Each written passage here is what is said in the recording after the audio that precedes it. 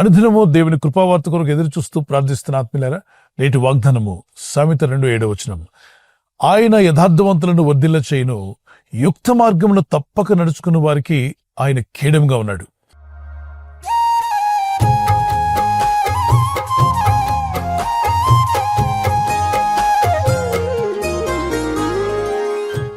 భూమి మీద పుట్టిన ప్రతి బిడ్డను దేవుడు యథార్థవంతులుగా ఈ లోకానికి పంపించాడు.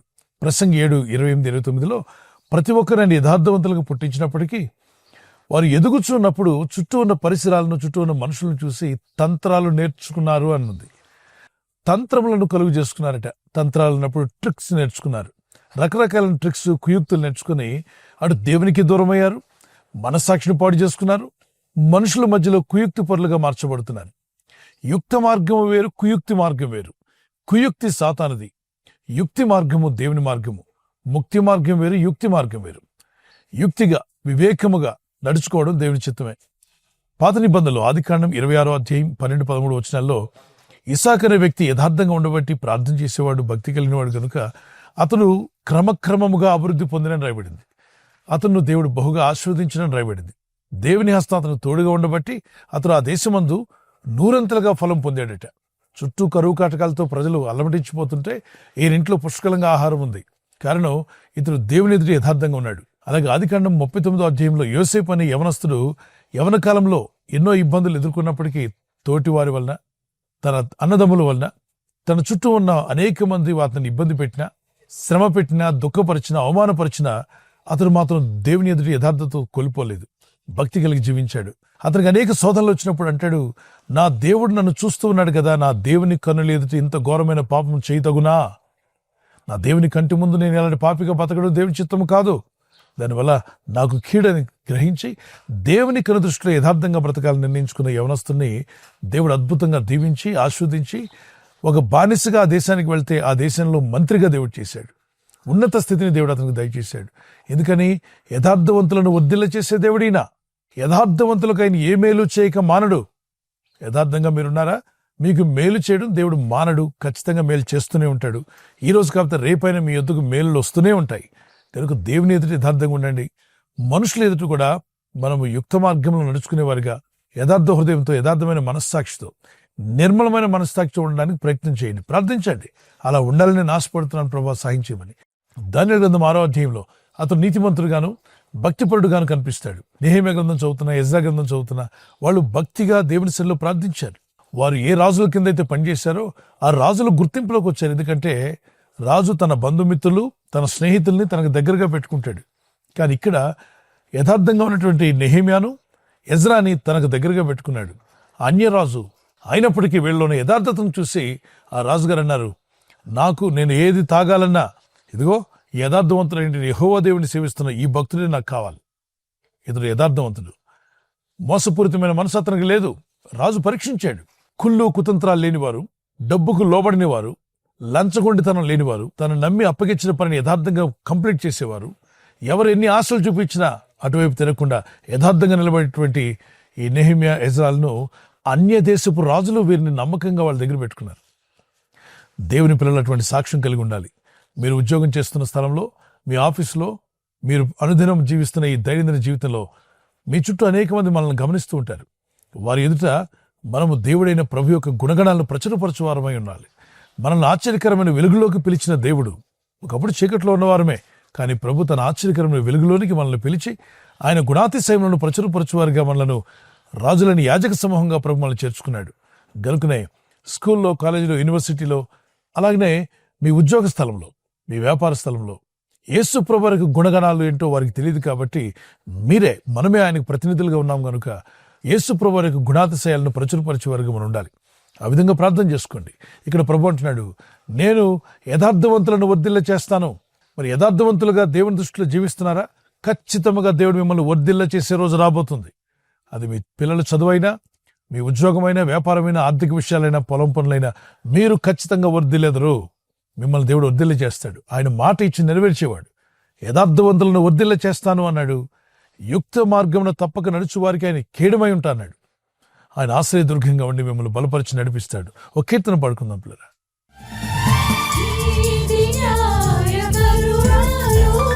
నిశ్చలమైన ప్రేమలో నీతి న్యాయ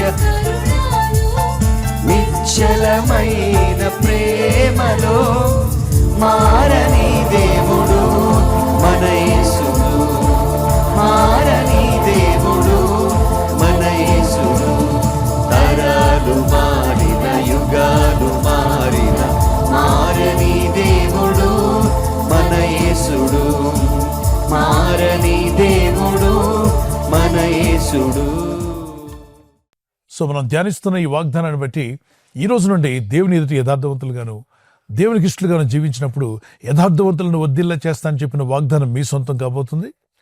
అలాగనే దేవునికి విరోధమైన దోషములు కానీ అపరాధములు కానీ మీలో ఒప్పుకొని విడిచిపెట్టండి. దేవునికి ఇష్టలుగా మారండి. దేవుని సన్నిధిలో ప్రార్థించండి. ఆయన సన్నిధిలో మనం యథార్థవంతులుగా మారినప్పుడు ఆయనకి చాలా సంతోషం.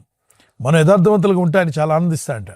కాబట్టి ఆయన మనల్ని వర్ధిల్ల చేస్తానని కూడా వాగ్దానం చేశాడు కనుక దేవుడు మిమ్మల్ని వర్ధిల్ల చేసి బలపరిచి నడిపించునుగాక. దేవుని సన్నిధిలో ప్రార్థన చేసుకుందాం.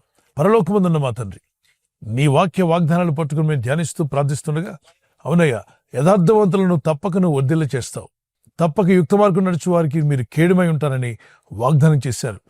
మీరు మాకు ఆశ్రయదుర్గంగా ఉండి మమ్మల్ని బలపరిచి నడిపించి వర్ధిల్ల చేయండి.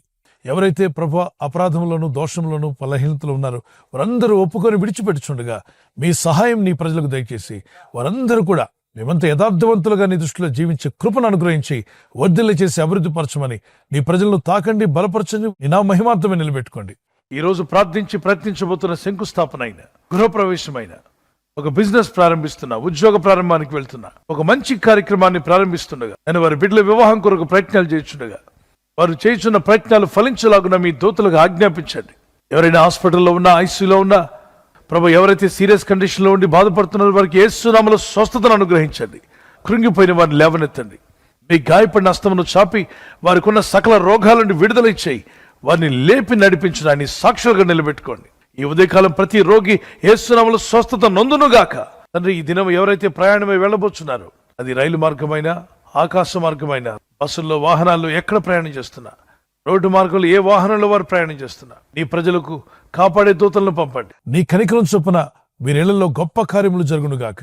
వ్యాధులు, రోగాలు, బలహీనతతో బాధపడుచున్న వారు, ఆర్థిక ఇబ్బందులతో బాధపడుచున్న వారికి యేసు నామములో విడుదల అనుగ్రహించమని అడుగుతున్నాను. మా కేడము నీవే, మా కొండ నీవే, మా ఆశ్రయదుర్గము నీవే.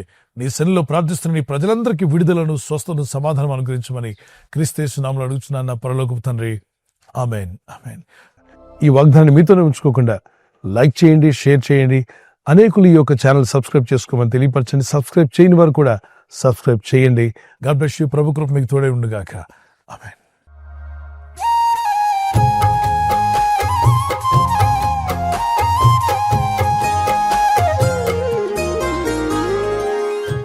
ఈ దినం బర్త్డే ఉన్నటువంటి వారికి happy birthday to you, many more returns of the day. We wish you all the best. ప్రభు మిమ్మల్ని దీవించునుగాక. మీకు వాగ్దానము 1 శామ్యూయల్ 10:6 నీకు క్రొత్త మనస్సు వచ్చును. U turn into another man. నువ్వు నూతన వ్యక్తిగా మార్చబడతావు. నూతన హృదయం, నూతన ఆలోచన, నూతన తలంపులు దేవుడు మీకు దయచేయునుగాక. ఈ నూతన సంవత్సరం మీ జీవితంలో ఒక నూతనమైన ఆశీర్వాదాలకు అడుగుపెట్టుకు ప్రభు మీకు కృప దయచేయునుగాక. May the lord bless you with the long life and may the lord protect you and provide all your needs in Jesus' name. God bless you. అలాగే వెడ్డింగ్ యానివర్సరీ జరుపుకునే వారికి many more returns of the day. May the lord bless you. ప్రభు అక్కడ ఆలస్యమైతే silver jubilee, golden jubilee, platinum jubilee జరుపుకునే కృప దేవుడు దంపతులని మీకు దయచేయునుగాక. మీ ఇద్దరి మధ్యలో అన్యోన్యత, ప్రేమానురాగాలు పెరుగునుగాక. మీరు ఇరువురు కలిసికట్టుగా ప్రార్థనాపూర్వకంగా ఉంటుండగా మీ ఇళ్లలో ఉన్న సాతానికి లయపరచబడి మీ కుటుంబాలు దీవించబడునుగాక. వాగ్దానము మాథ్యూ చాప్టర్ 26:41. మీరు శోధనలో ప్రవేశింపకుండాట్లు మెలకుగా ఉండి ప్రార్థన చేయండి. మీరు ఎలాంటి శోధనలో పడకుండా భార్య భర్త కొరకు, భర్త భార్య కొరకు, మీ ఇద్దరు మీ కుటుంబం కొరకు ప్రార్థన చేస్తుండగా ఎలాంటి శోధనలో పడకుండా మీరు తప్పించబడదురుగాక. ఆమేన్. శోధనల కాలంలో నేను మిమ్మల్ని తప్పిస్తాను అన్నాడు. Watch and pray so that you will not fall into temptation. ప్రభు మిమ్మల్ని దీవించి మీరు ప్రార్థిస్తుండగా మీరు శోధనలో పడకుండా కాపాడి మిమ్మల్ని వర్ధిల్ల చేయనుగాక. God bless you. ఈ ఛానల్ మీరు సబ్స్క్రైబ్ చేసుకోవడం వలన రెండు పనులు జరుగుతున్నాయి. ఒకటి, సువార్త జరుగుతున్నది, ఆత్మల